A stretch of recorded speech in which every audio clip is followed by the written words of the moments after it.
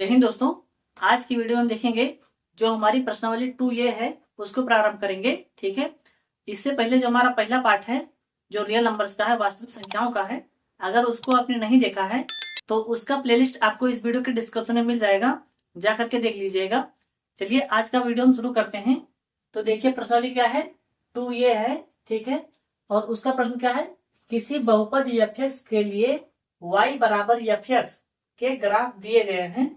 प्रत्येक ग्राफ में f(x) के शून्याङ्कों की संख्या को ज्ञात कीजिए। हमें f(x) की संख्याओं को बताना है। ठीक है, तो चलिए यहाँ पर देखते हैं पहला सवाल क्या है।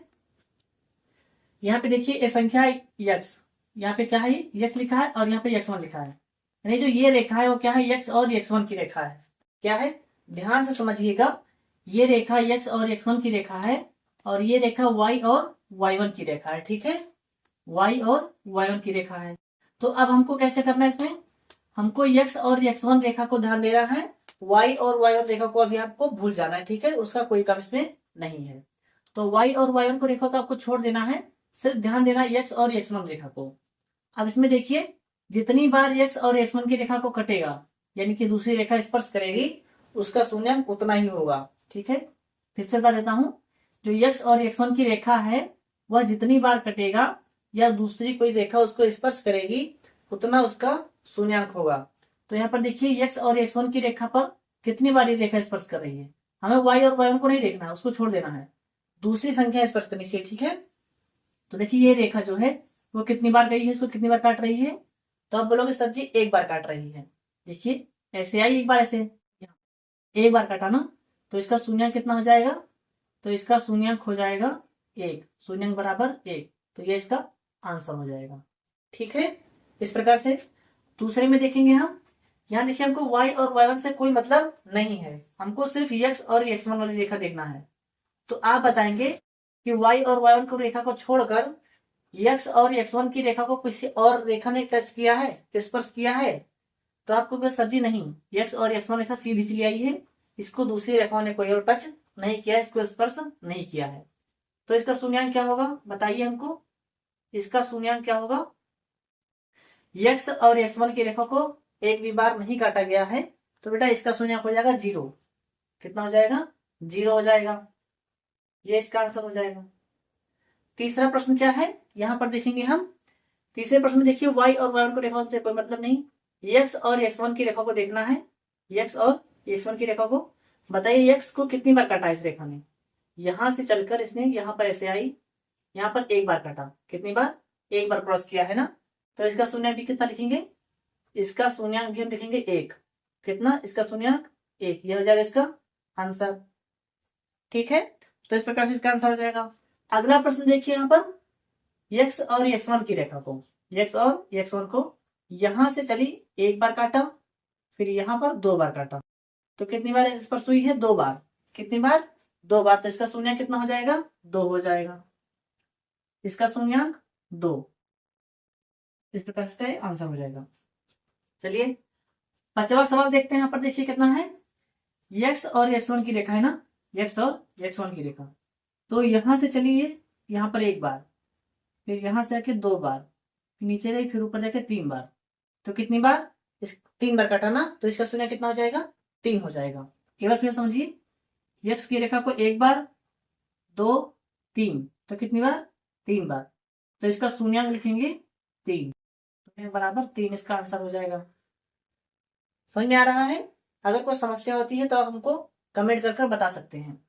अगला वीडियो देखेंगे, x और x1 की रेखा को यहां से रेखा आई, इसको एक बार टच किया, यानी एक बार स्पर्श किया, यहां से चलकर यहां एक बार स्पर्श किया, तो टोटल ये 2 बार स्पर्श हुई है ना। तो इसका शून्याङ्क हो जाएगा 2। कितना हो जाएगा, इसका शून्याङ्क हो जाएगा 2। इसका शून्याङ्क 2 हो जाएगा। ठीक है, अगला प्रश्न देखिए। यहाँ पर 17वां सवाल क्या है, 17 सवाल में ग्राफ बनाना भूल गए थे, एक बार देख लेते हैं। तो 17वां सवाल देखिए यहाँ पर क्या है। तो 17वां सवाल हमारा क्या हो जाएगा, यहाँ पे देखिए एक बार यहाँ चली, एक बार काटा, 2 बार, फिर 3 बार और एक 4 बार। तो 7वें में कितनी बार स्पर्श किया रेखा को, तो क्या है 4 बार ना, तो इसका शून्य कितना हो जाएगा, इसका शून्यांक बराबर कितना हो जाएगा 4, शून्य बराबर 4 इसका आंसर हो जाएगा। अगला प्रश्न देखेंगे क्या है, तो यहाँ पे देखिए एक्स और एक्स की रेखा को यहाँ से रेखा ही, तो एक बार यहाँ से काटेंगे, ठीक गिनेंगे, एक बार 2 बार, एक बार यहाँ पर एक बार यहाँ पर 2 बार ना, तो इसका शून्यांक हो जाएगा 2, शून्यांक बराबर 2 हो जाएगा। ठीक है, अगला प्रश्न देखिए, यहाँ पर अंतिम सवाल यही है, तो इसको ध्यान से देखना है हमें। पहले देखिए यहाँ से रेखा चली, एक बार काटा, फिर 2 बार है ना, फिर यहाँ से आके 3 बार, फिर 4 बार, यानी इसका शून्यांक कितना हो जाएगा आपका, तो इसका शून्यांक हो जाएगा 4, इसका शून्यांक हो जाएगा 4। तो यह दो, यह जो प्रश्नावली है इस प्रकार से यह समाप्त हो जाएगी। अब हम इसी वीडियो में क्या देखेंगे कि जो हमारी प्रश्नावली 2B है, यानी इसके आगे वाली जो प्रश्नावली है उसमें कुछ फार्मूले लगेंगे, ठीक है, उसमें कुछ सूत्र लगेगा, तो उसको हम इसी वीडियो में लिखवा देंगे। चलिए दोस्तों, यहाँ पर देखते हैं कि जो हमारा कच्चा जो है प्रश्नावली, तो चलिए दोस्तों अब हम देखेंगे कि जो हमारी अगली प्रश्नावली है 2B आने वाली है, उसमें महत्वपूर्ण फार्मूले कौन कौन से लगने वाले हैं। तो देखिए सबसे पहले क्या करेंगे हम कि इसमें एक मानक समीकरण होता है, क्या होता है, एक मानक समीकरण होता है, उसको लिखते हैं मानक समीकरण। यह बहुत महत्वपूर्ण है कि मानक समीकरण,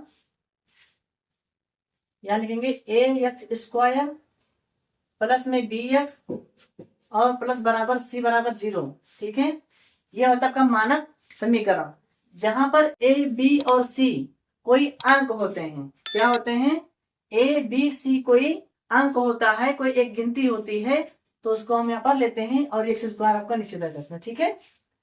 तो अब हम क्या करेंगे देखेंगे, शून्यांकों का योगफल क्या होता है, शून्यांकों का योगफल, शून्यांकों का योगफल लिखते हैं हम, ठीक है।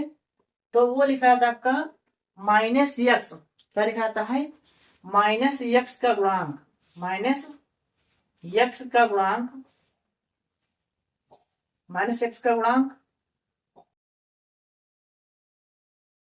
और बटे में x² का गुणांक, क्या होता है, x² का गुणांक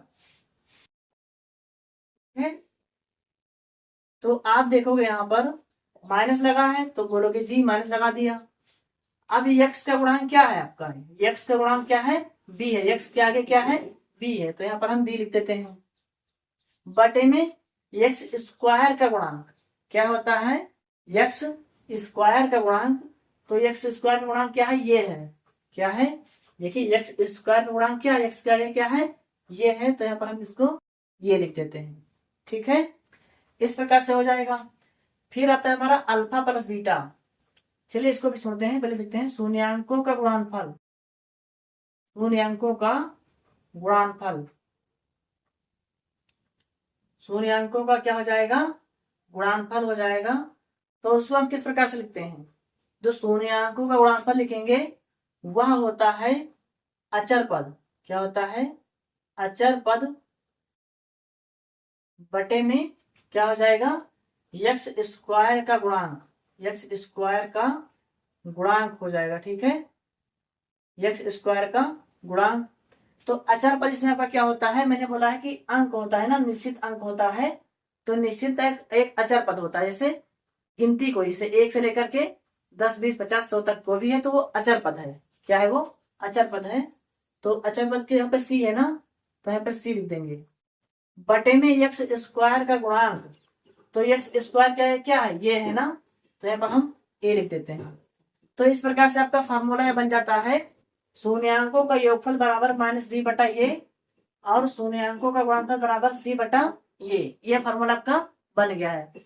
इसमें शून्यांक भी होते हैं, तो शून्यांक क्या होते हैं, 2 शून्यांक होते हैं, द्विघात समीकरण के 2 शून्यांक होते हैं, एक होता है अल्फा और एक होता है बीटा।